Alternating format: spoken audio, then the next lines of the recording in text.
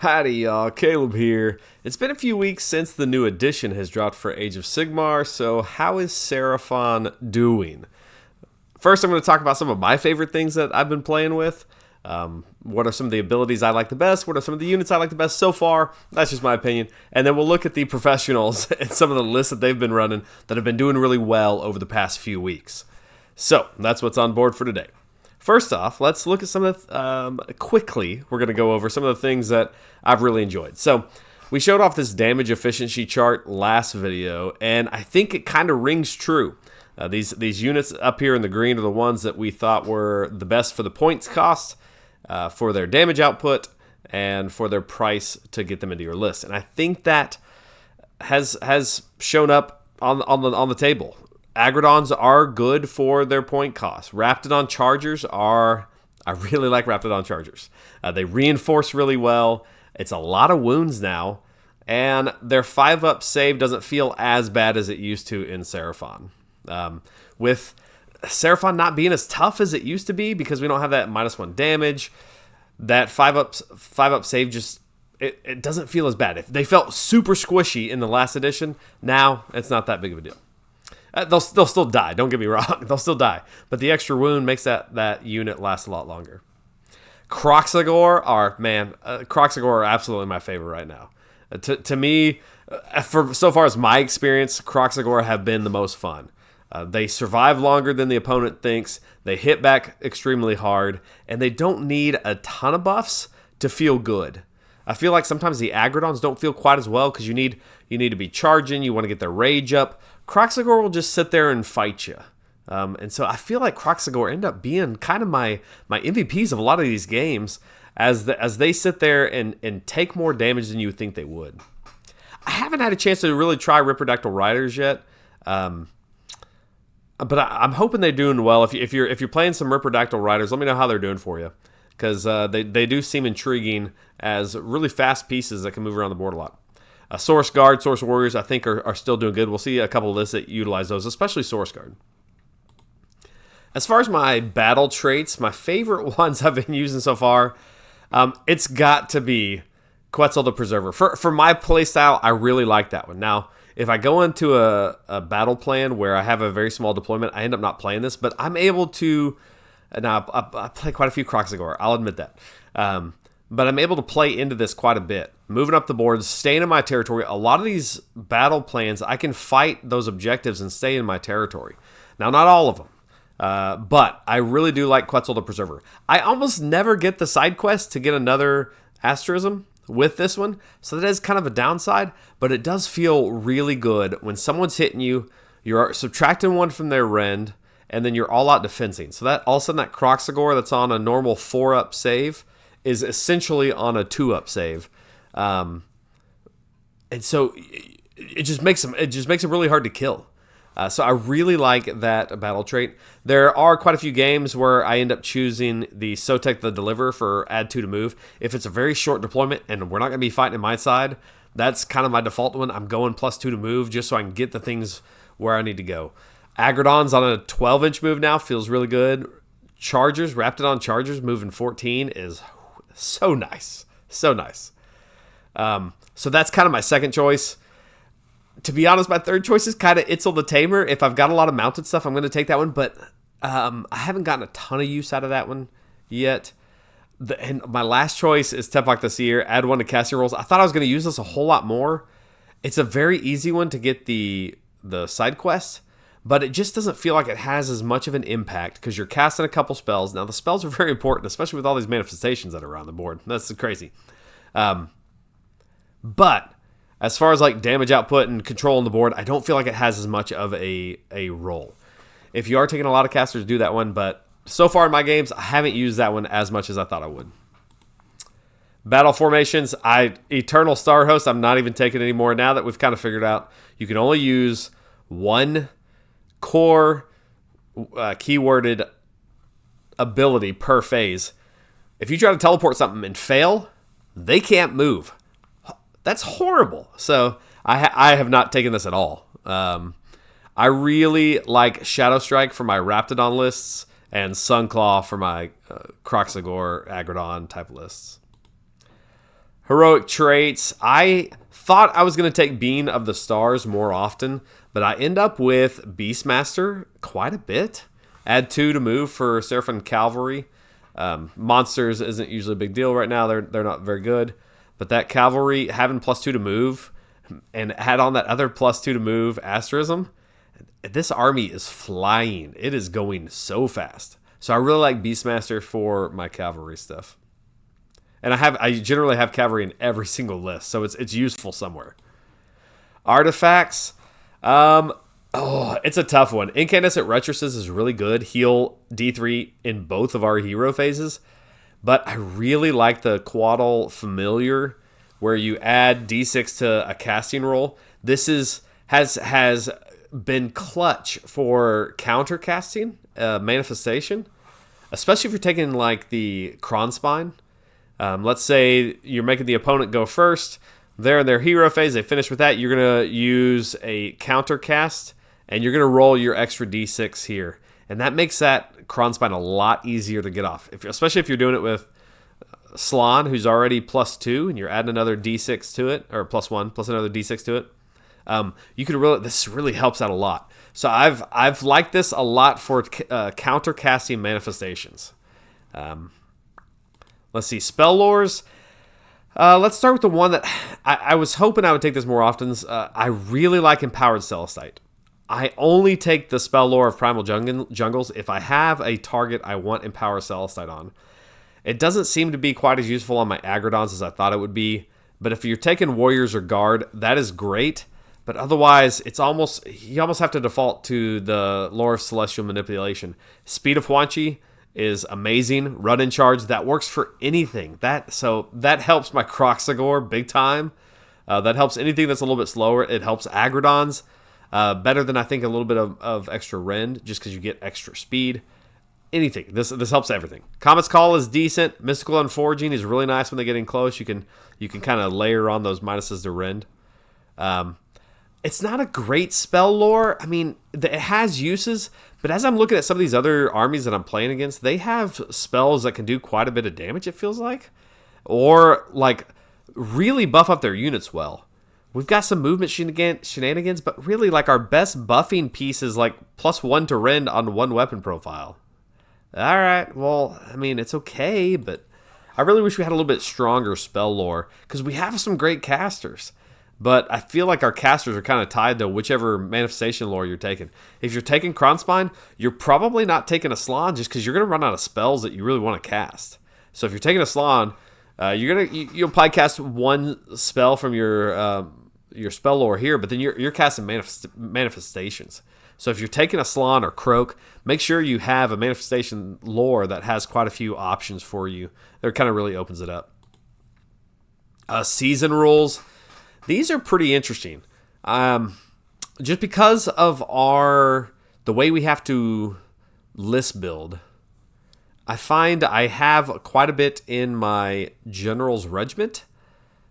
Sometimes it's kind of nice to only put like a general in one unit or just your general in some armies. But the way that we have to list build, I find I have quite a bit in there. So always be thinking about something for a priority target. We really don't have any great things for priority target in like shooting. I really like a Bastiladon as a priority target, so it'll be hitting on 2s and 2s, but it's too expensive. When you look at that versus some of the other armies' shootings that they're getting this priority target on, I mean, it just pales in comparison. So once the Bastiladon with Solar Engine comes down, I think maybe I'll like it better as a priority target. But I found myself doing a lot of special assignments based on what my army has. If they have a lot of cavalry, which you're seeing a lot, I'll do +1 rend, throw that on some Kroxigor, and now they're quite dangerous versus those cavalry as well as infantry that they're going to face. Or if you've got some Source Guard, put them as your bodyguard. That way you're not afraid to get your Slann up a little bit closer to things, because people are going to slam into those Source Guard and they're not going to kill them.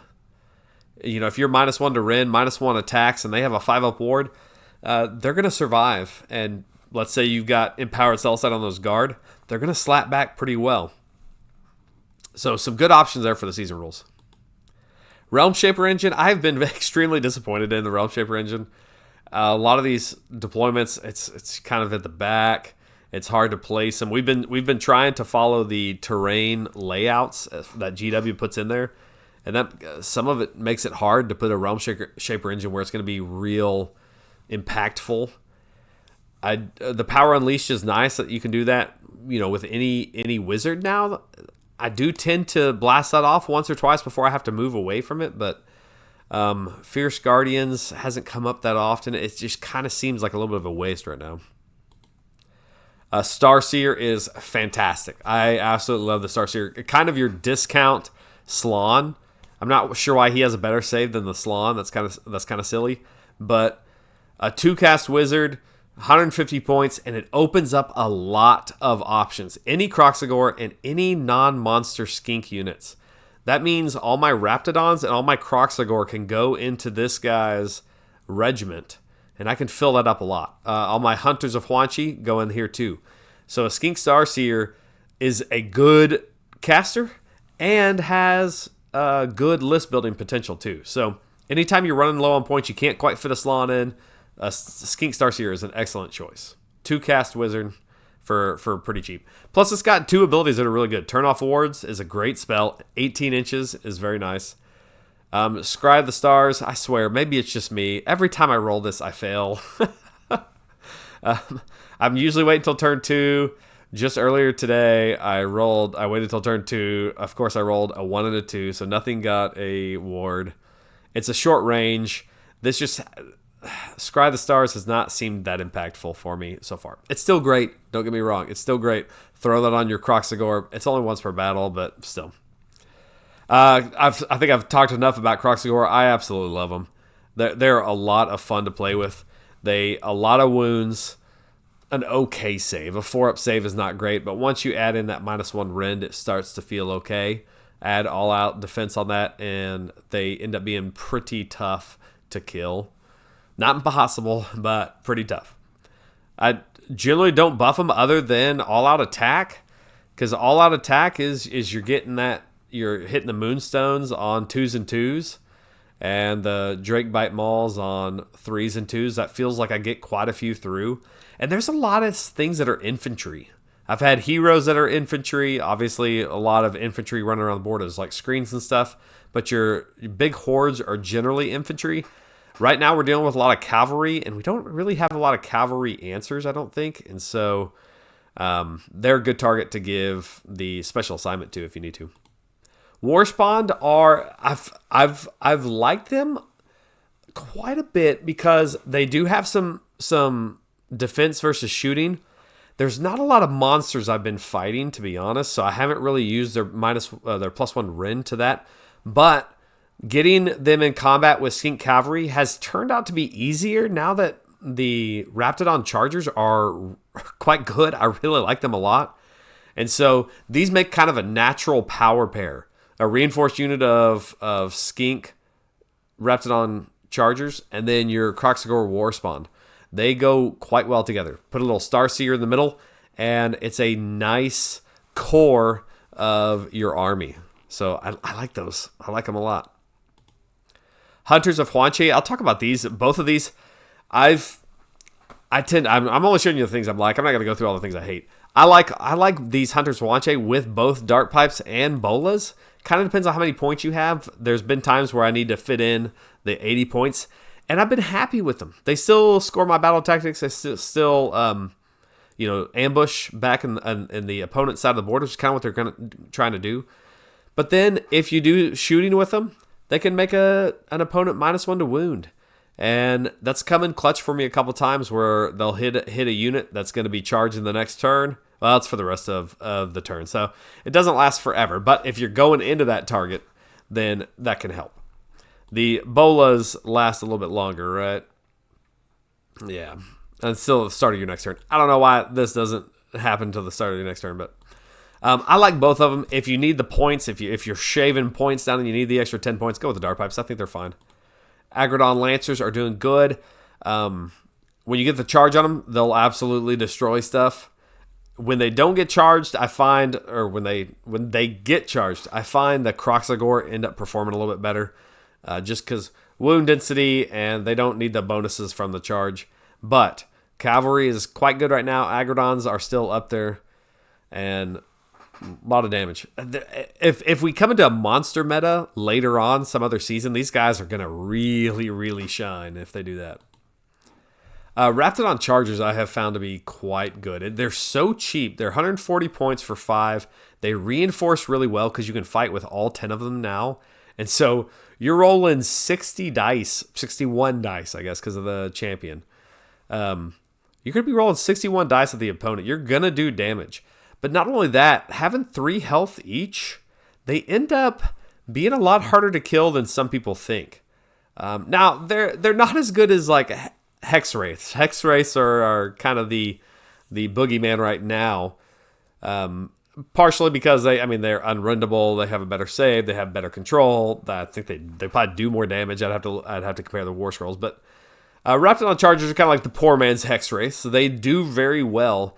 And get them into the right targets. They're not going to clear these guys in one turn, even if they attack at first. Because you are talking 10 of them. That's 30 wounds on. It's a 5-up save. I know, but it's more wounds than you're kind of used to with these guys. So I like them. Extremely fast. They'll go kill stuff. They're cheap. When you're looking at, I don't have enough room for 420 points of Aggrodons, but I've got enough room for 280 points for Raptadon Chargers. They fit in a slot very well. All right, those are the things that I like so far. Let me know if there's something I'm not hitting on that you've really enjoyed so far. Well, now let's take a look at the lists that have been doing well. All right, we're looking at these on BCP. If I remember, I'll try to put the links to these lists below in the description. So we're looking on there. First one we're going to look at is the U.S. Open in Tacoma that took place. This was 8 games, so it's a long tournament. And Thomas won. We've seen his name a lot. He rarely gets beaten. Playing with Soulblight Gravelords. And Nighthaunt doing very well. But then we've got Brice coming in with Seraphon, going 7-1. Yes! Nicely done, Brice. We also have down at 11, we have Brian with Seraphon going 4.5 wins, I think is what that is. There's one draw in there. A great showing. He scored a lot of points in his games. I think that's what kept him up so high on the rankings here. But we're going to take a look at those two lists. So Brice first, having an incredible showing at the U.S. Open. Now this tournament was like right at the beginning of the edition, so you had some interesting lists being tried here. And I absolutely love this list. So this is Brice's list at the U.S. Open Tacoma.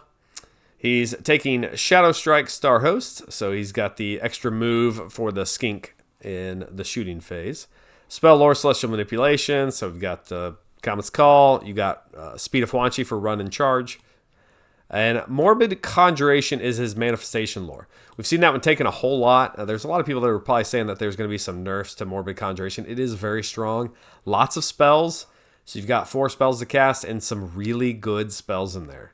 You've got a Horde Clear. You've got one that's going to give -1 to save for the opponent. So when you're hitting, now all of a sudden, this list, which has a lot of Raptadon Chargers, these guys are hitting on -2 rend essentially. So it just really gasses up the rest of your army.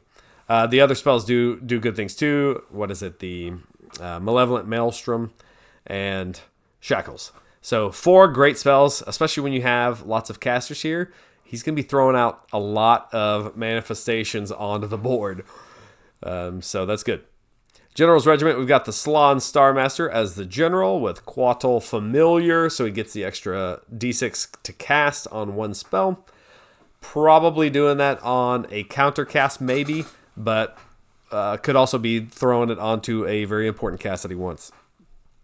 We've got Aggrodon Lancers here, a reinforced unit for 420. Some Source Guard, just a minimum unit, but that's enough to usually protect the Slan, gives them a better ward, and those Source Guard get a nice ward. This I was surprised to see. Source Warriors, a reinforced unit of Source Warriors. That is a lot of wounds. 40 wounds right there. It's on a 4-up save. I found it very difficult to get them to their 3-up save because you have to have every model on the objective to get that +1 to save. But that almost doesn't matter. if you're playing this with the -1 rend, which I'm not sure if he was or not, it makes him very difficult. But it's also 40 wounds. So it's a lot of wounds to get through, and they're not too shabby at fighting now that you can get all of these guys into combat pretty easily. Those Saurus Warriors can hit back. We don't have Empower Celestite because he's taking Celestial Manipulation, but they can still do a pretty good damage on their own. Skink Starseer is in the next regiment with Beastmaster, so he's going to give everyone +2 to move for the cavalry. And there is a lot of cavalry here. We've got not 1, not 2, but 3 units of Raptadon Chargers. 2 of them are reinforced. That's a lot of wounds. This list has a terrifying amount of wounds in it.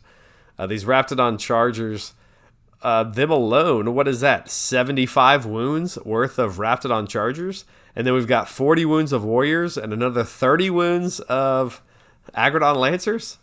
Whew, this is a lot of wounds in a list. So this is pretty cool to see this. Those Raptadon Chargers, I imagine, are going pretty quick and fighting. And if they die, he's going to be bringing them back with the Salon. So he's going to be bringing back 5 of those Raptadon Chargers from that unit of 10. And that's pretty nice. So that's a lot of units that the Salon can keep recycling. So a great list here. A lot of wounds, but a lot of cavalry that can do some damage. So and you still got your Source Warriors that can just hold an objective or gum up the works while then you're countercharging everything else into them. So a great list. Great job, Brice, going 7-1 at the U.S. Open Tacoma. Well done. The next one was Brian's list. He came in 11th place at the U.S. Open Tacoma. So let's take a look at this one. He's also in Shadow Strike Starhost to make all these guys faster, the Skinks. Same kind of thing, Celestial Manipulation, Morbid Conjuration. You'll see that a lot in some of these lists. Salon Starmaster with Kotal Familiar. A unit of Aggro+ Lancers reinforced. And then this one is pretty interesting. We have not 1, not 2, not 3. We have 3 units of Hunters of Huanche with Starstone Bolas. Very interesting. This could be incredibly frustrating to an opponent when he's dropping these in, rolling that 3 up, and making multiple units in the army be -1 dice to their charge. I haven't taken 3 yet, but I've taken 2 units so far, quite a few times in my games, and it is a fantastic feeling when that 3-up goes off and they're going to be -1 dice to their charge for until your next hero phase. So having 3 of these units gives you a lot of flexibility, a lot of ability to score battle tactics, which is what this game is about. So those 3 units are going to be very flexible and provide some great debuffs. A unit of minimum Raptadon Chargers, a Scar Veteran on Aggro+ with Beastmaster to make his cavalry go faster, and 2 MSU units of Aggro+ Lancers, a Skink Starseer, and another unit of Raptadon Chargers. I think he's, just kind of playing the board. His only real hammer here is that reinforced unit of Aggrodons, but he is able to play the board extremely well. Lots of small units, lots of tricks to kind of shut down the opponent, lots of speed, and so he's going to be getting around the board, scoring objectives where he needs to, screening things out, and then hitting with the Aggro+ Lancers as needed. He'll be recycling these MSU units as you kill them. So a little bit different list than what Brice's was. Brice was a lot of wounds, kind of a different way to play the board. Brian's list, it looks like a little bit more of a finesse list where you're moving small units around the board, scoring those battle tactics. So I like it. It's good. Next up, this one was from the Grand Tournament Theater of War. This is Harry's list. He went 4-1 at this tournament. And we have a Sunclaw Starhost list. So that's nice. So that allows the Source or Kroxigor units to, at the end of each turn, to pile in again and then have a chance to do D3 mortal wounds. It turns out to be pretty good. I've used it a lot so far. I can't remember if I've stolen any objectives now. Objectives are so small. Generally, it hasn't come up that yet. But I've done a lot of mortal wounds with it so far. So one of these days I'm going to steal an objective with it, but I have done quite a few mortal wounds with it, and that always feels pretty good to have a little bit of activation at the end of each turn. So he's got a Salon Starmaster, general with incandescent retroces, so he's going to be healing up a lot. Excuse me. So he's going to be healing up a lot. We've got 10 Source Guard. A big block of Source Guard, which I really like. Oh, he's got another block of Source Guard down here too. This provides quite a bit of... this is your anvil right here. So you're going to keep both of these Source Guard near your Salon, and that's going to be... what is that? Each one of those is 30 wounds with a 5-up ward save when they're close to the Salon. So they become quite dangerous. What is our spell lore? He doesn't list a spell lore here, unfortunately. I'm wondering if... He's got a lot of source here. I'm wondering if he did take the lore of jungle so that he can get the Empower Cell Site for the Source Guard. That would make sense with this many Source Guard, but I'm not sure. We've got 6 Aggro+Guard Lancers reinforced there with the Skink Star Priest, so that Star Priest will buff up the Lancers and the Guard well. A Scar Veteran on Aggro+Guard, another with Reptilian Cunning, so he's going to be able to give a free, essentially, all-out attack. So anytime you can save command points, that's useful. Definitely useful when you're sending in the Aggro+Guard Lancers. There's lots of ways to shut that down, like all-out attack and stuff. And it's not like you can give it twice to a unit. I wish that was kind of the thing. Like you could, the old Saurus Old Blood on Carnosaur, how you could hand it out twice. I really wish that's what it was. But anytime you can save command points is useful. So we have another block of Aggro+Guard Lancers. So we got 12 Aggro+Guard Lancers here. That's nice. 2 reinforced unit of Source Guard. That's nice. A Skink Star Priest. A Skink Star Seer. We have lots of spells to cast. But only a Kronspine. So I wonder what all he was casting with these guys. I bet you he ran out of spells to cast. I keep finding myself doing that when I take a Kronspine. I run out of spells to cast for my wizards without a more deep manifestation lore. But Kronspine is a lot of fun. Throwing that out in front of your army on the opponent's turn, and now they're gonna have to charge that instead of what they want to do is always fun. So, good job, Harry, going 4-1 with this heavy Saurus list, and I like it. Next one was from the Thunderstrike GT2. This was Carl, and he is running a Sunclaw Star Host list. So the same as the one previously. We got the extra pile-in and some mortal wounds at the end of each turn with your Saurus or Kroxigor. Celestial Manipulation. So I'm probably looking for something that's going to be running and charging. Yeah, we see them down there, our Aggro+Guard Lancers. And then we got a Kronspine Incarnate. And I look to see if that's paired up with Quattle Familiar. That's a very good combination. To get that Kronspine out in the opponent's turn, using that extra D6 dice there. That's on a Starseer. Cool. I like that. General's Regiment, we have a Starseer, which you can fit a lot in there as our general with Quattle Familiar to get the Kronspine out there. Engine of the Gods. Okay, interesting. Hunters of Huanche, 2 of those. And then a unit of Reinforced Kroxigor. Okay, nice. So I like these. The power pairs here. The Starseer goes very well with the Kroxigor, and then the Engine of the Gods can support those Kroxigor really well too. So can resurrect them. Nothing feels better than when you start resurrecting Kroxigor after they finally killed off some of them, and the engine actually rolls well for you, and you start resurrecting some Kroxigor. So that's nice. Our second regiment is the Scar Veteran on Aggro+Guard with Beastmaster and our Aggro+Guard Lancers. So he's already going to make them faster. They're going to be moving at 12, and then if you get the Speed of Huanche off on them, then they can run even faster. So that's nice. What would be awesome is if you kind of group all these up with the Engine of the Gods, and if your rolls fight first, and you get all this stuff fighting first, then moving 12 inches, maybe Kroxigor running and charging, and you just send everything in. Maybe that's not the best strategy, but that's a strategy. That's how I play. He probably didn't play that way because he went 4-1 at this one. Did very well.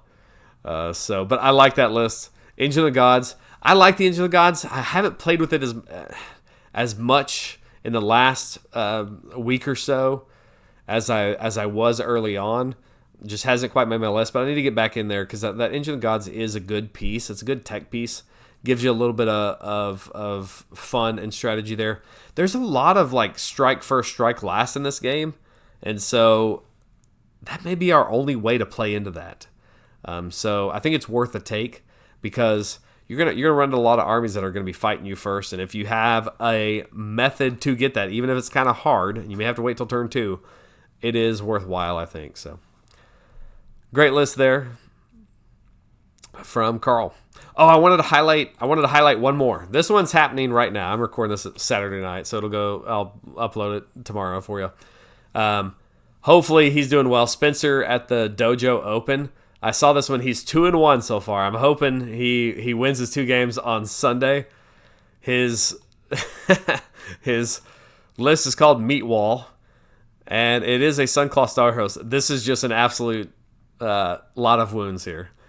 So Primal Jungles, get that Empower Cell stack for what he's doing. Aether Rot Machineries. I'm not really sure what he's doing with this. Maybe it's just a method to like get some damage out there. I'm not sure what the trick is with these. Maybe it's the reroll charges or something. I'm not sure. Let me know what the secret sauce is here with this list. But here's what he's doing. He's got a Slaane's Star Master with Codal Familiar on there. We've got a reinforced unit of Source Guard, a reinforced unit of Warriors. Let's keep going down. A reinforced unit of Source Guard, a reinforced unit of Warriors, a reinforced unit of Warriors. Wow. That is a lot of wounds. What do we got? 30 plus 40 here. Another 40, 40, and 30. Man, that is a lot. I don't want to do math right now. What is that? 120 plus 60, 180 wounds of just all that stuff, right? Hopefully I'm doing that math right. It's late on Saturday. All right, and we have also as our other hero, we have here we have a Skink Star Priest in there, and then a Source Old Blood with Reptilian Cunning. So the Old Blood will help buff up these warriors. Unfortunately, his ability is once per turn for the +1 to wound, which is, I wish it wasn't that. It should be all the time. And then he can give a free +1 to hit. So you can buff up a unit when it's going in if you want to. Really, this is just a list of, I'm going to go sit on those circles. Can you clear all my models? Because that is a lot of wounds. You would definitely probably be taking the -1 rend, based on deployment, of course. But -1 rend with all of these wounds would be very good.